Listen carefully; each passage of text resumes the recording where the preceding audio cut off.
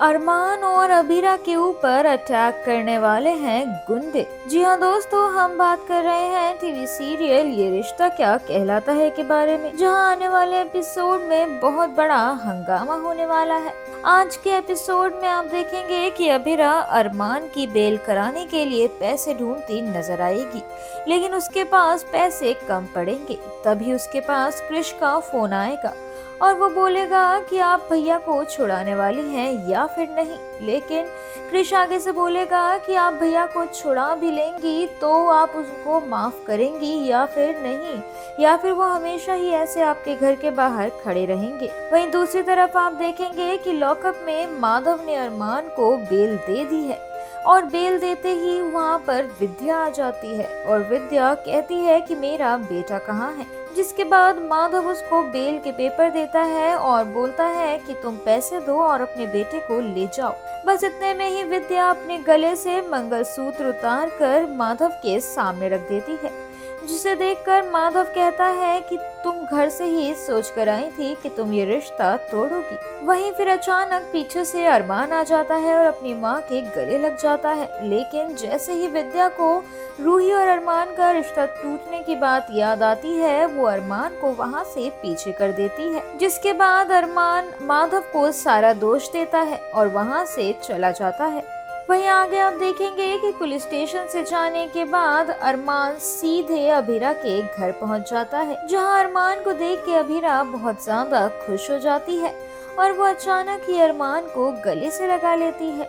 लेकिन फिर उसे अरमान की हुई सारी गलतियां याद आ जाती हैं और वो अरमान से दूर हो जाती है और वो उससे कहती है कि मैं तुम पर भरोसा नहीं कर सकती और अगर मैं तुमसे प्यार भी करती हूँ तो मैं तुम्हारी प्रायोरिटी नहीं हूँ। जिसके बाद वो घर का दरवाजा बंद कर देती है और अरमान से वहाँ से जाने के लिए कहती है, लेकिन अरमान वहीं पर खड़ा रहता है। जिसके बाद अबीरा उससे रिक्वेस्ट करती है कि वो उसे कुछ टाइम दे दे सोचने के लिए। जिसके बाद ये बातें सुनकर अरमान वहाँ से चला जाता है। अब जैसे ही अरमान वहाँ से जाता है, अबीरा अपने घर का गेट खोलती है और तभी वहाँ पर एक आदमी आके बोलता है कि शहर में दंगे हो रहे हैं और आप अंदर ही रहें।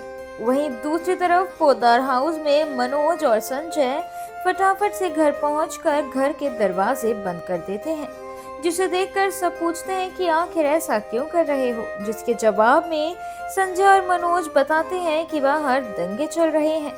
जिसके बाद दादी सा और विद्या माधव और अरमान के लिए परेशान होने लगती हैं और उन्हें कॉल करती भी नजर आएंगी, लेकिन कोई भी उनका फोन नहीं उठाएगा।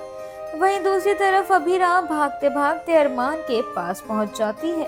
जिसके बाद वो अरमान को बताती है कि यहाँ पर दंगे हो रहे हैं और अरमान सोचता है कि अब वो अबीरा को आखिर कैसे बचाएगा। और तभी वहाँ पर दंगाई भी आ जाते हैं और वो अरमान से अबीरा के बारे में बदतमीजी करने लगते हैं, जो अरमान बिल्कुल भी सहन नहीं कर पाता। जिसके बाद अरमान उन गुंडों से कहता है कि वो बस 3 तक गिनेगा और वो वहाँ से भाग जाए, लेकिन इसके बदले वो गुंडे अरमान के ऊपर अटैक कर देते हैं, जिनसे अरमान अकेले ही भिड़ता हुआ नजर आएगा। और इसी लड़ाई के बीच अरमान को अबीरा को बचाते बचाते एक चाकू लग जाएगा, जिसे देखकर अबीरा को बहुत गुस्सा आएगा और वो उन सभी गुंडों की पिटाई कर देगी। वहीं आगे आप देखेंगे कि अरमान चाकू लगने के बाद जमीन पर गिर गया है। अब देखना ये होगा कि आखिर अबीरा कैसे अरमान की जान बचाएगी और आखिर क्या वो अरमान को उसकी सभी गलतियों के लिए माफ कर देगी या फिर नहीं। ये तो अब देखना होगा टीवी सीरियल ये रिश्ता क्या कहलाता है के आने वाले एपिसोड में ही, जिसमें कहानी होने वाली है और भी ज्यादा इंटरेस्टिंग। टीवी सीरियल ये रिश्ता क्या कहलाता है से जुड़े और इंटरेस्टिंग अपडेट्स पाने के लिए